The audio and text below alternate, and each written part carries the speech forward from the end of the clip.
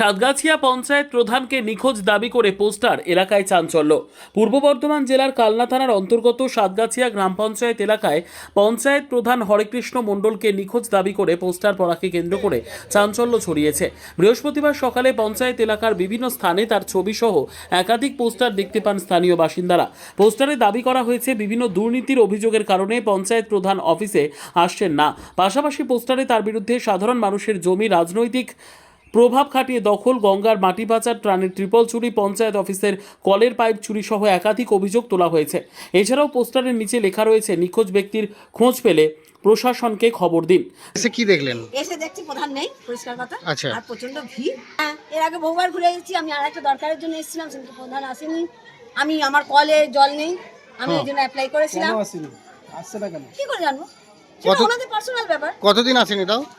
বলতে মাস দেড় ধরে আসছে না।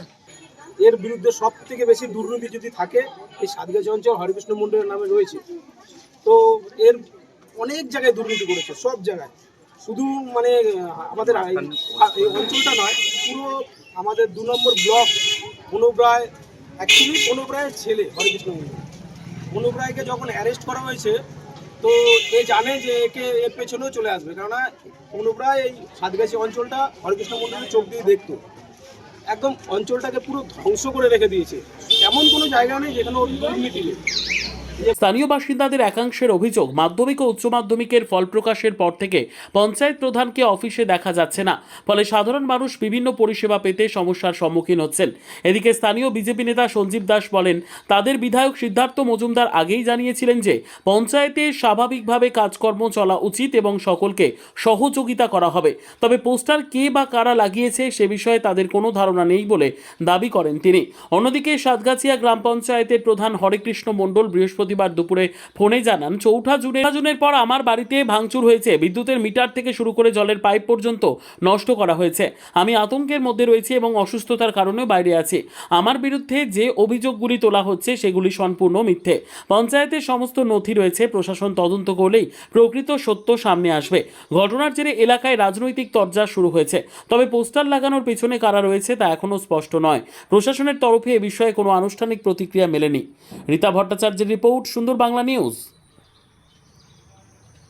হরেকৃষ্ণ মণ্ডল বর্তমানে একা, ও এতটাই খারাপ কাজ করেছে যে ওর ক্ষমতা নেই, ওর পাশে 2 জনা থাকবে, এই অঞ্চলে সে ঢুকবে।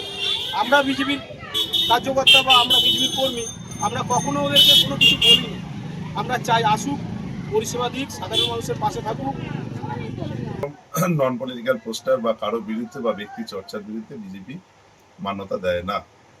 এটা সর্বপ্রথম কথা বলি। আমি বিজেপির একজন কার্যকর্তা, বিজেপির কার্যকর্তা হিসেবে এটাই বলি।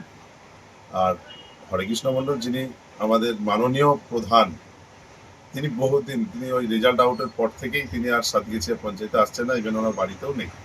আমাদের বিধানসভার বিধায়ক সম্মাননীয় সিদ্ধার্থ মজুমদার মহাশয়কে বিডিও সাহেব বলেছিলেন এবং সিদ্ধার্থ মজুমদার মহাশয় আমাদের মণ্ডল স্তরের কার্যকর্তাদের বলেছিলেন উনি যাতে প্রবেশ করতে পারেন। আমরা বলেছিলাম অলওয়েজ ওয়েলকাম। প্রশাসনিক কাজ আটকে আছে, সাধারণ মানুষ পরিষেবা থেকে ব্যাহত হচ্ছে, তো তিনি আসছেন না তার ব্যক্তিগত কারণে। তিনি অনেক দুর্নীতি করেছেন, এটা আমরা জানি। তবে আপনি বলছেন যে পোস্টার কে বা কারা মেরেছে, সেই পোস্টারের কি লেখা আছে সেটাও জানি না। কি লেখা আছে যদি আপনি একটু বলেন। হ্যাঁ, দুর্নীতিগ্রস্ত মানে মাটি চুরি, হ্যাঁ মাটি পাচার। মাটি আন্দোলন নিয়ে আমরা পার্টিগতভাবে একবার আমাদের পার্টির পক্ষ থেকে করেছিলাম যে SWM প্রকল্পে উনি কিছু মাটি বাইরে পাচার করার জন্য গঙ্গার চর কেটে দিচ্ছিলেন। আর যদি এ ধরনের পোস্টার মেরে থাকে তার সত্যতা কতটা কি আছে, আমরা পোস্টারের এগেনস্টে বা বিরুদ্ধে বা পক্ষে এসব কিছু নয়।